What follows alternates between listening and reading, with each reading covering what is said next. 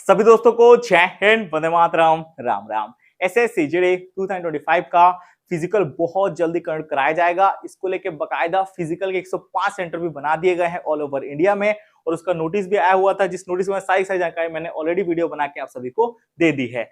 और आज इस वीडियो में आप सभी को फिजिकल के बाद जो आपके डीबी होंगे उसमें मोस्ट इंपोर्टेंट डॉक्यूमेंट्स कौन कौन सा होगा उसकी जानकारी देने वाला हूं। इसी के साथ आप सभी का फाइनल कट ऑफ कितना हाई जाने वाला है, कितना मार्क होगा तो आपका सिलेक्शन हो जाएगा, इसकी भी जानकारी इसी वीडियो में मिल जाएगी। तो वीडियो शुरू से जरूर देखना, वीडियो आप सभी के लिए मोस्ट पॉइंट रहने वाला है। अगर आप इस चैनल पर नया हो तो सब्सक्राइब जरूर करना, वीडियो को लाइक करना। अगर फिजिकल सेंटर के बारे में आपने इन्फॉर्मेशन अभी तक नहीं दिया है तो भैया ले लो, मैंने एक प्रीवियस वीडियो बनाया हुआ था जिसमें फिजिकल सेंटर की सारी जानकारी आप सभी को ऑलरेडी दी हुई है।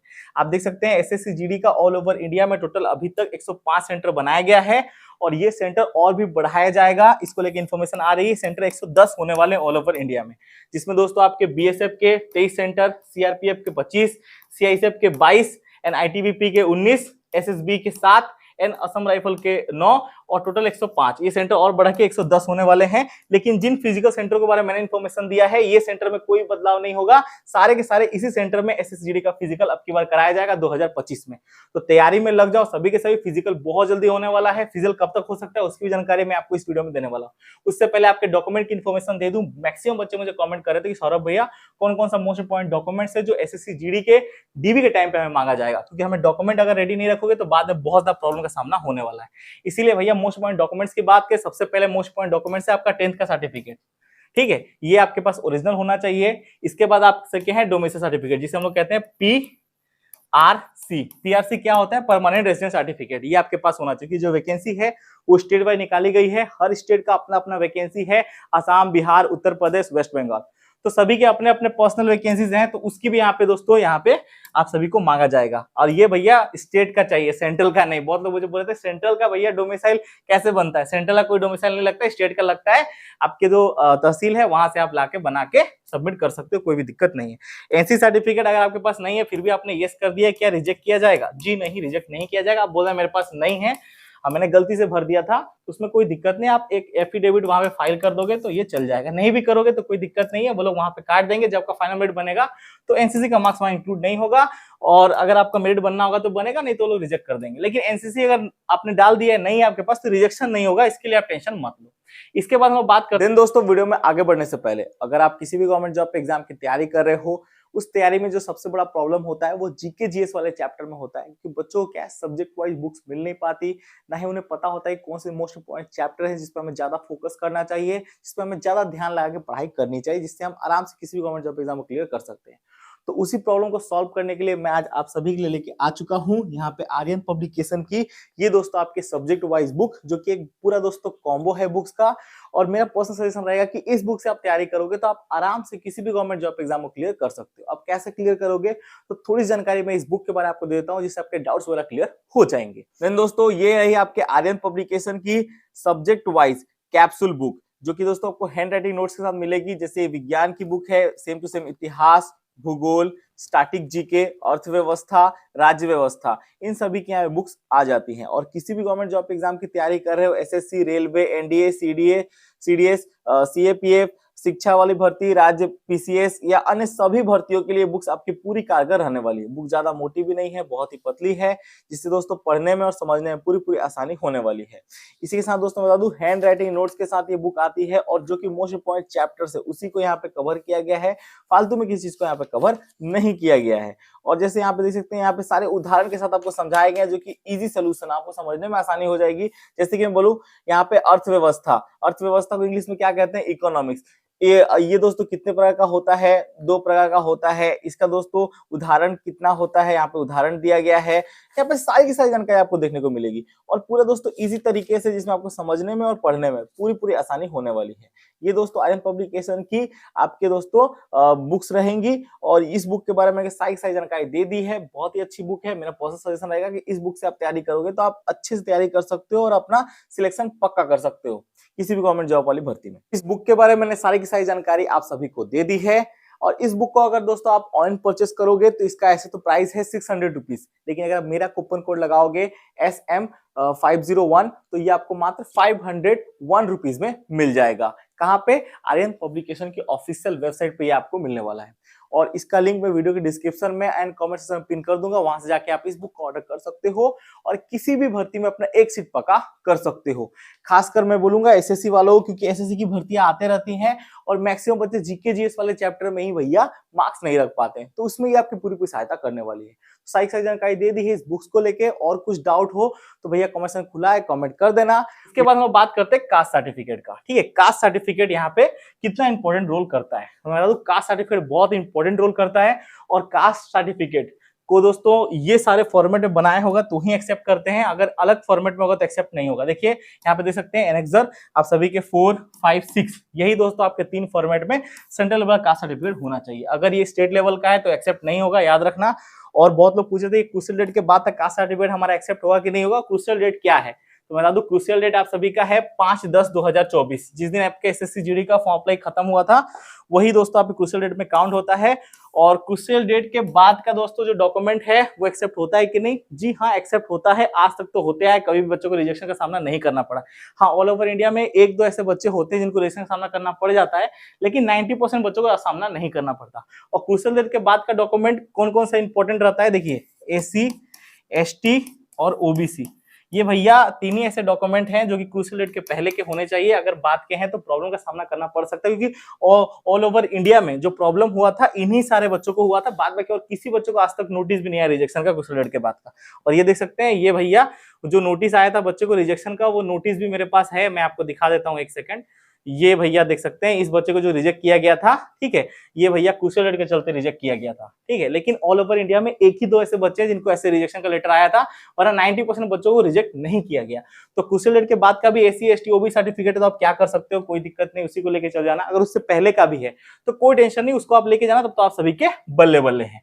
बाद बाकी और एक चीज बहुत सारे बच्चे पूछ रहे थे कि सौरभ भैया जो हमारा एफिडेविट होता है वो क्या हमारे कास्ट सर्टिफिकेट, डोमिसाइल सर्टिफिकेट में एक्सेप्ट हो जाएगा? जी नहीं, मैं आपको बता दूं, जो हमारा एफिडेविट होता है वो कास्ट और डोमिसाइल में एक्सेप्ट नहीं होता है। अगर आप लोग कास्ट सर्टिफिकेट में कुछ भी गलती कर दिया है और डोमिसाइल में कुछ गलती किया है और आप एफिडेविट लगा के सोच रहे हो कि हम पास हो जाएंगे, पास नहीं हो पाओगे, आप सभी को फेल कर दिया जाएगा। जो एफिडेविट होता है वो ओनली दोस्तों आप सभी के 10th के सर्टिफिकेट या दोस्तों मैं बता दूं आधार कार्ड में कुछ गलती है तो उसके लिए वो चल जाता है, लेकिन डोमिसाइल और कास्ट में, ठीक है, इसमें आप सभी के एफिडेविट नहीं चलते हैं। इसीलिए जो भी गलती है कास्ट सर्टिफिकेट, डोमिसाइल में, उसको भैया सही करके रख लो। बाद बाकी 10th और आधार कार्ड वगैरह में आप अगर गलती करोगे तो एफिडेविट लगाओगे तो वो चल जाएगा, कोई दिक्कत नहीं है। 5 फोटो लगेगा, ओरिजिनल एडमिट कार्ड लगेगा, बस इतने ही डॉक्यूमेंट चाहिए।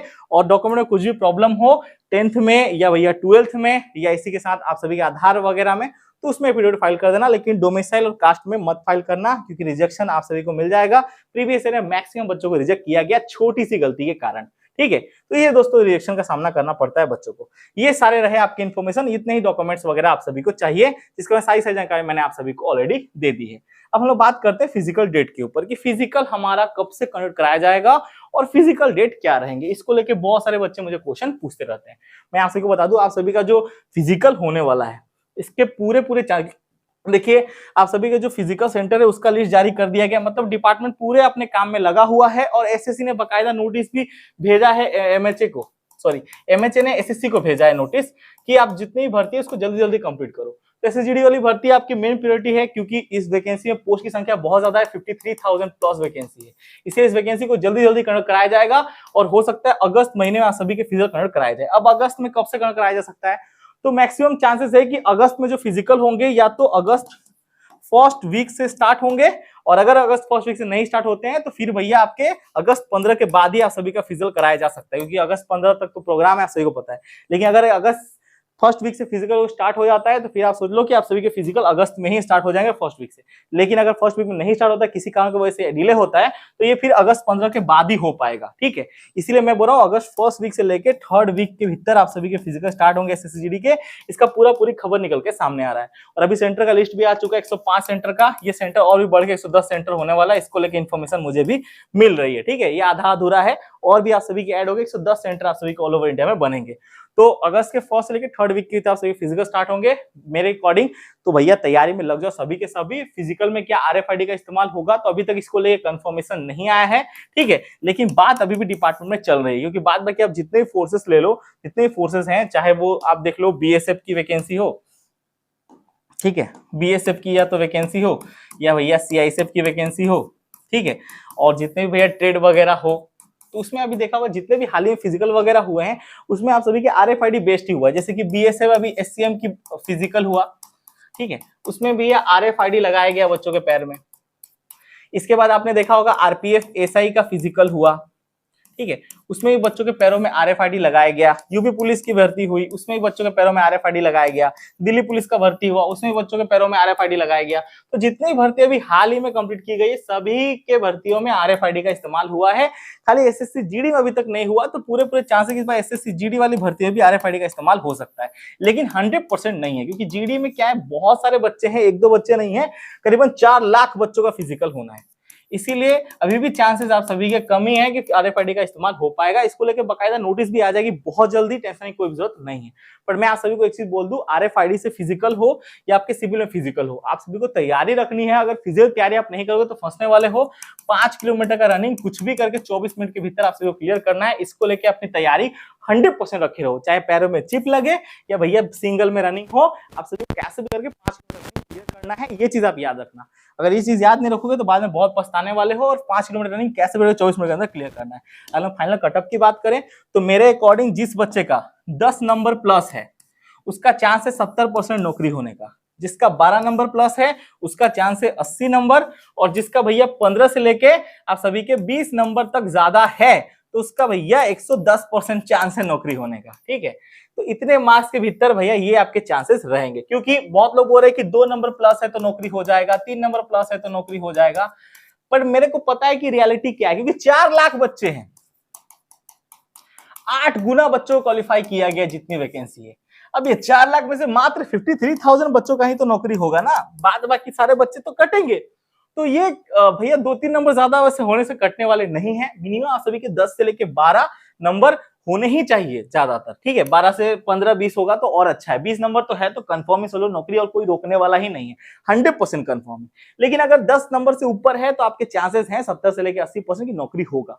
इसलिए जितना इतना है तो आप तैयारी में लगो, कोई दिक्कत नहीं। और इससे कम भी है तो फिजिकल शॉर्टलिस्ट किया गया है तो आपकी तैयारी रखनी है, क्योंकि अगर तैयारी नहीं रखोगे तो बाद में पछताने वाले हो। एक्सपीरियंस तो होगा कैसे फिजिकल होता है, कैसे मेडिकल होता है, कैसे डीवी वगैरह की जाती है, तो उससे आपका एक्सपीरियंस हो जाएगा ना कि इस टाइप का होता है। तो उसमें कोई टेंशन की जरूरत नहीं है। कम मार्क्स भी हैं तो भी कोई दिक्कत नहीं, 2 नंबर 3 नंबर ज्यादा फिजिकल तैयारी करो। लेकिन फाइनल मेरिट का आसान मत रहो। फाइनल मेरिट जो आपका बनेगा वो मैं बता दूं इतने नंबर पे ही बनेगा। और SSC GD के जितने भी आपके दोस्तों नए बच्चे हैं वो तैयारी में लग जाओ, क्योंकि अक्टूबर में नई वैकेंसी आ रही है 2026 की। इसकी तैयारी आप सभी को करनी है। अगर इसकी तैयारी आप नहीं करोगे बहुत ज्यादा प्रॉब्लम में फंसने वाले, मैं बता रहा हूं। इसलिए GD के लिए अपना 100% दो आप सभी के सभी। और मैं चाहता हूं कि इस बार सबके बदन में वर्दी हो, SSC GD की तैयारी करो। और जिनका 2-3 नंबर ज्यादा हो नई वैकेंसी की तैयारी करो। मैं बिल्कुल नहीं बोलूंगा इसी वैकेंसी के पीछे पड़े रहो, 2 नंबर पे नौकरी हो जाएगा। ये यूट्यूबर बोल रहा था, वो यूट्यूबर बोल रहा था, इससे मैं कोई भैया मैं जस्टिफाई नहीं करता कि ऐसा होगा। आप देख लेना इतना ही नंबर पे होने वाला है। इसीलिए आप सभी नई वैकेंसी के साथ साथ तैयारी करो। मैं नहीं चाहता कि मेरा कोई भी स्टूडेंट जो मेरी वीडियो देखता है उसका लाइफ खराब हो जाए एक छोटी सी अनसन किसी के बातों से। इसलिए मैं चाहता हूं कि मेरा जितने भी सब्सक्राइबर है, मेरी जितनी वीडियो देखते हैं, उन सभी का नौकरी हो, सभी का उनमें वर्दी चढ़े और सभी के सभी भैया तैयारी में लगे जी और जान से। और वर्दी इंतजार कर रही है, आप सभी का सपना इंतजार कर रहा है, मेहनत इंतजार कर रही है। इसीलिए जिसका 2-3 नंबर ज्यादा हो नई वैकेंसी की तैयारी करो, इसका 10 से लेकर 15-20 नंबर ज्यादा हो फिजिकल के लिए जान ला के तैयारी करो। और जिसका सिलेक्शन हुआ है सभी को तैयारी करनी है फिजिकल के लिए जी और जान से। 2015 में क्या हुआ था उसके ऊपर फोकस नहीं करना। बहुत सारे यूट्यूबर है 2015 की बात करें कि 15 में 2 नंबर बढ़े थे, वो 2015 नहीं है मेरे दोस्त, ये है 2025। यहाँ कंपटीशन दिन पर दिन बढ़ते जा रहा है। इसीलिए भैया जिसका 10 नंबर प्लस है वही आशा करे कि मेरा नौकरी होगा, और जिसका भैया उससे कम है वो नई वैकेंसी की तैयारी करे। और साथ ही साथ इस वैकेंसी को भी हाथ से नहीं जाने देना, तैयारी रखनी है। कुछ नहीं तो भैया एक्सपीरियंस तो होगा, ठीक है, और कुछ होना हो। इसीलिए तैयारी हर जगह रखनी है, लेकिन मेहनत हर जगह भैया निभा के रहें। अगर इसमें नहीं हो तो फिर उसमें तो होगा। अगर आप बच्चे ऑप्शन ही रखें तो बाद में तो पछताने वाले हैं ना। इसलिए ऑप्शन हमेशा रेडी रखना, यहाँ नहीं तो वहां तो सही वर्दी मिलेगी। और फिजिकल तैयारी में जी और जान लगा देना। 5 किलोमीटर रनिंग कैसे भी करे क्लियर करना है, और इस बार जी और जान लगाना है। वर्दी चाहिए तो मेहनत करनी है, और वर्दी इंतजार कर रही है, मेहनत इंतजार कर रहा है, सिलेक्शन इंतजार कर रहा है। सही जानकारी दे दी है। और कुछ डाउट रह गया हो कमेंट सेक्शन खुला है, कमेंट कर देना। मिलते हैं आपको दूसरी वीडियो में। ऐसे भारत माता की जय, वंदे मातरम, जय हिंद, जय भारत।